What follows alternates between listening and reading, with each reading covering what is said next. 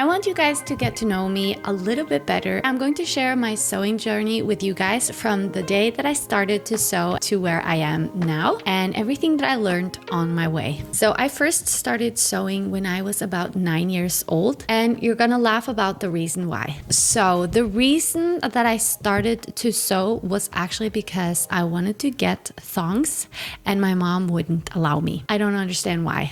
I felt so big, but I was just a 9-year-old. So what I did was that I took my old underwear and I started to cut them, and I cut away the elastic around the foot and legs so that I made myself some thongs. And what happened was, after I cut away the elastic, the underwear was very loose fitting.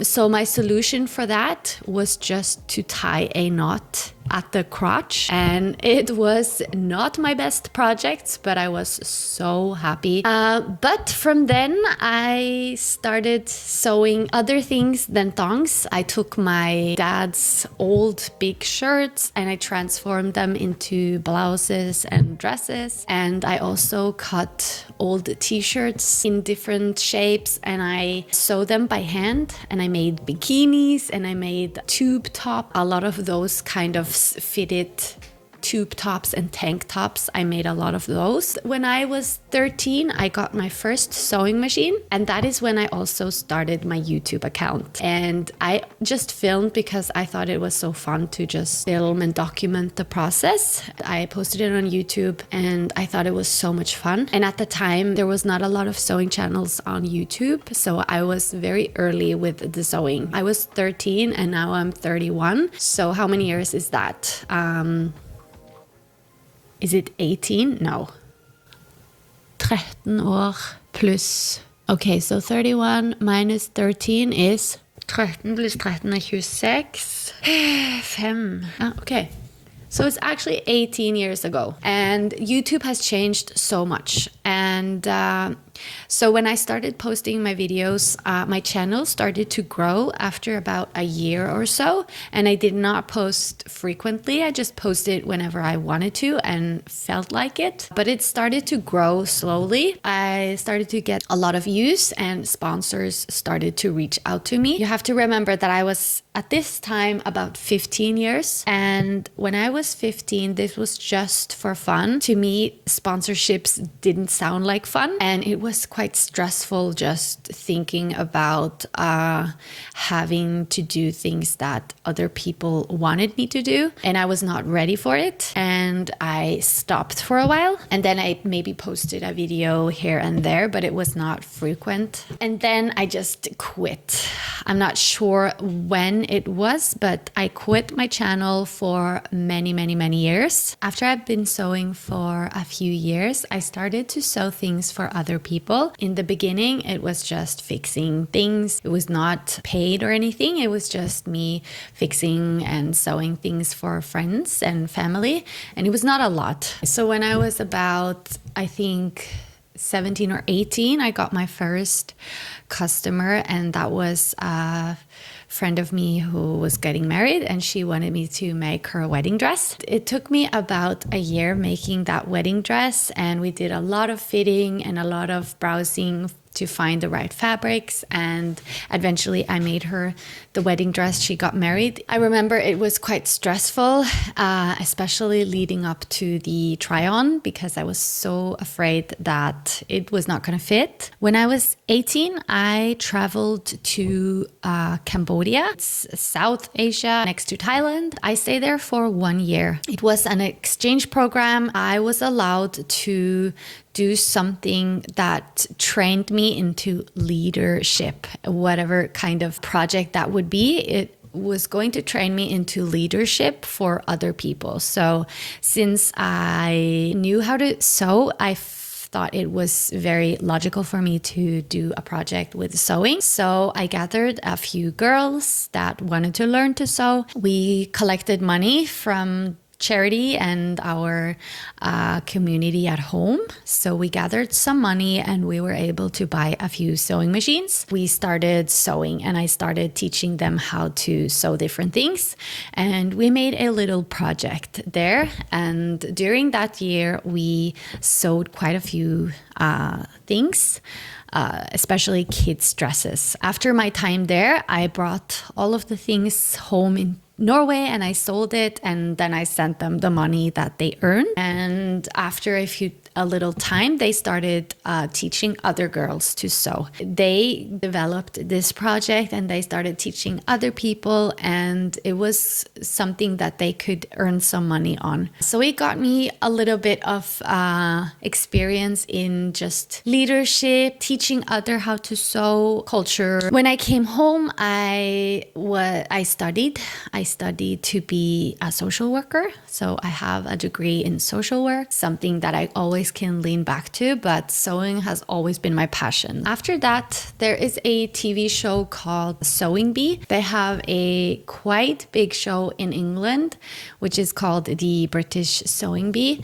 And here we have the Norwegian Sewing Bee. And when I was 19, I decided to apply to be a part of the show. And I ended up being on the show, and we were 10 competitors, and I ended up winning the Norwegian Sewing Bee. It was in 2019, and I won the Sewing Bee. And after that, it was kind of a starting point for me to be able to turn the sewing into work. And I got different opportunities to have sewing classes around. And that was when I started to be able to have sewing courses and just speaking about sewing and kind of having inspirational speeches around about sewing. And also I got a lot more wedding dresses requests. So I sewed quite a few wedding dresses during a period of a few years. Then I wrote my first sewing book,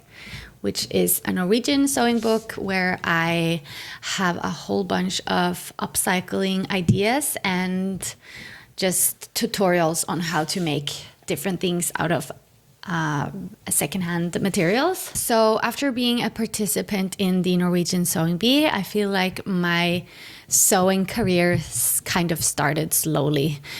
And it's been the last few years that I really wanted to try building up my YouTube account again, because I really do believe that YouTube still can be a way for me to make a living.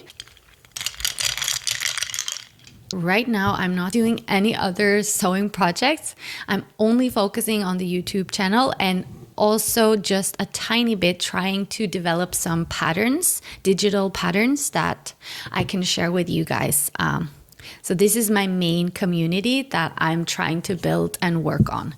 That's kind of my sewing journey, and it's been a few bumps in the road. After I won the sewing competition, I just became a mom. So at that time, I really had a great opportunity to build my brand, or I did have much more opportunities, but we just got our first child.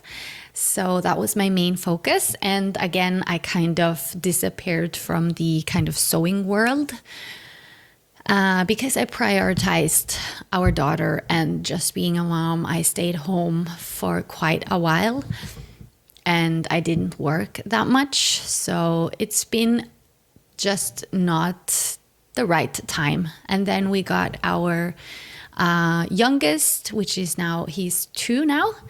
And also that's been kind of a time where I haven't been working that much. So the last year has really been my first year where I have been full on, and I have never been as frequent as I have been this past year because I'm grown up now and I have a goal with my channel now, and I'm super motivated. When I started my channel, it was just for fun. It was my hobby. But now my goal is really to have this as my job. So this year has only been my focus to make good content with no focus on sponsorships or other things. It's only been focusing on being good at making videos, being good at editing, also just figure out where I'm heading. And I feel like after this year, I've got so much more clarity in my channel. I've got so much more focused on where I'm heading,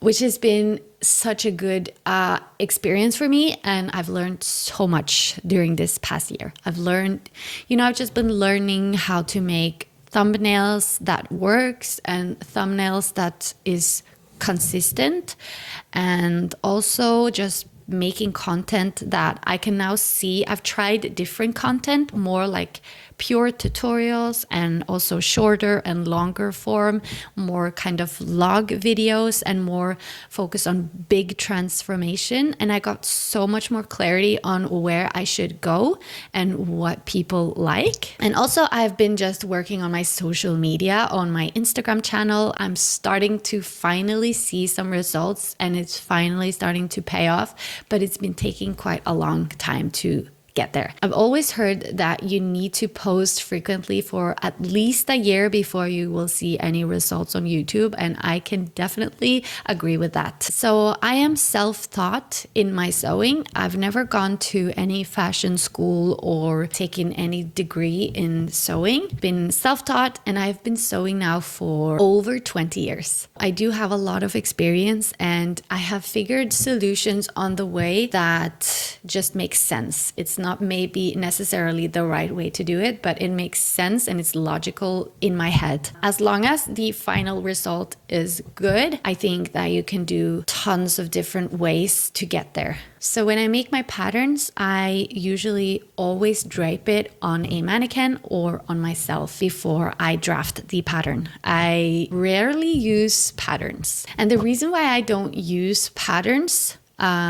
is because I love the creative process of just doing everything on my own. To me, it gives your mind a lot more room to play with. Because if you have a pattern, we tend to get more focused on details that are not always that important. It gives me a lot of freedom in the creative process, and it also makes me less scared because I am the one deciding how strict I need to be on each step. Redesigning has always been a part of my sewing journey. I've been super fascinated about upcycling ever since I started sewing. So that's a little bit about my journey, how I started sewing, and what I have been doing the last years. I hope that you guys got some clarity about my sewing background, and I hope it was interesting for you guys to listen. Please subscribe to my channel for more content. I put out new videos every Friday. I will talk to you guys next Friday.